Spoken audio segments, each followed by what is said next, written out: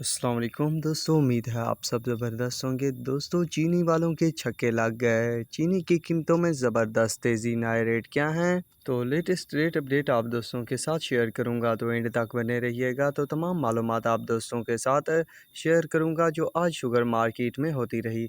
दोस्तों, late night की बात की जाए तो मंदा देखने को मिला, उसके बाद भी मार्केट खामोश रही। फिर अचानक से 150 की तेज़ी देखने को मिली, फिर 50-60 का इजाफा देखने को मिला। इसी तरह तमाम शुगर मिलों की चीनी के रेट बढ़ते ही बढ़ते गए। अब करंट पोजीशन के तहत जो रेट है, मटियारी का 15,000, आबादगार का 15,000, अलावास का 15,000, सांगड़ का 15,000, अलनूर का 15,000। जेडी की बात की जाए दोस्तों तो 14,650 रुपये, जो कि 500 रुपये तक आ गया था रेट।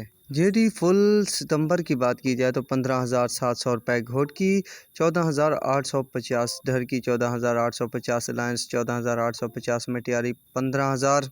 तो रेट में दोबारा से तेज़ी बन चुकी है दोस्तों। मज़ीद कितना तेज़ी रहेगी या आने वाले वक्त में क्या पोजीशन रहती है, तो उसकी अपडेट भी इस चैनल पर आप दोस्तों के साथ शेयर करता रहूँगा। तो अब तक के लिए इतना ही काफ़ी है। मिलेंगे नई वीडियो और अपडेट के साथ। अल्लाह हाफिज़।